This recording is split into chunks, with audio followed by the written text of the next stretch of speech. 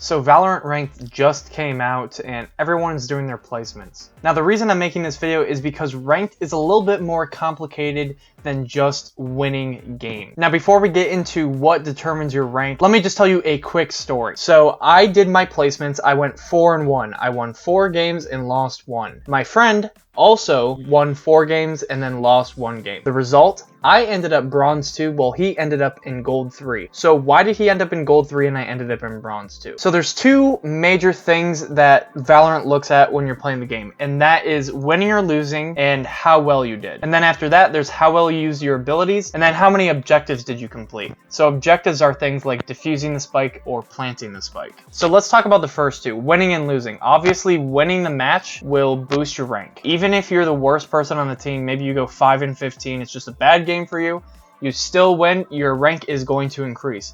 Now, let's say you lost, but you got MVP. Your rank is still going to go up. So theoretically, you could lose every single game, and if you're MVP, your rank is going to go up, and you will rank up. It'll be slower than winning, obviously, but your rank will still go up. So the big thing here is, even if you're losing the game, go for kills, still play your best, because you can still rank up, and I believe it's if you're first or second frag. Now, getting MVP will obviously give you the best chance to still rank up. And continuing with losing matches, if you're near the bottom, so like you do the second or the worst on the team, there's a high chance you're going to straight up D-rank even if you won your last game. So do your best to not be at the bottom of the scoreboard. So always, no matter what, just try to do your best and you'll rank up fast. Now let's talk about the other 2 things that I just mentioned, utility and objective. Now Valorant keeps track of your spike plants and spike diffuses. So this is very important, and I don't think it's as important as, winning or losing the game, obviously, but these things do matter. So if you want to rank up as fast as possible, try and defuse the spike as much as you can, try and plant it as much as you can. Don't be afraid to be the bomb carrier.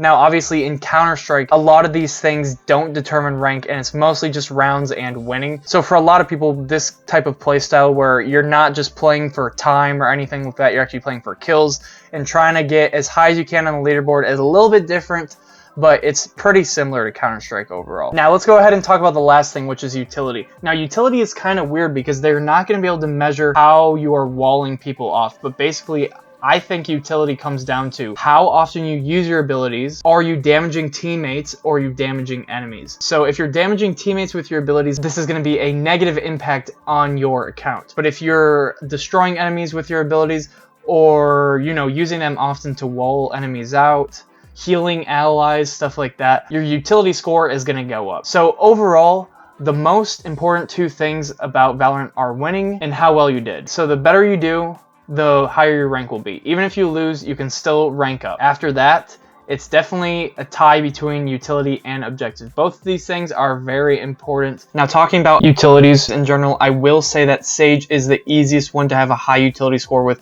All her abilities are pretty much good all the time, and they're not that hard to use. Her wall is easily the best non-ultimate ability in the game, in my opinion. You can also slow enemies, heal yourself, heal allies, and even revive an ally. So if your goal was to rank up as fast as possible, it would definitely be to pick Sage and just play out of your mind. But anyways, guys, I hope this video helps you out for ranking up. It's definitely helped me out a lot, knowing that even if I lose the match, I can still rank up if I lurk and get some kills. Make sure to leave us a like if you enjoyed this video. Don't forget to subscribe, and I'll see you guys in the next one. Have a good one. Peace.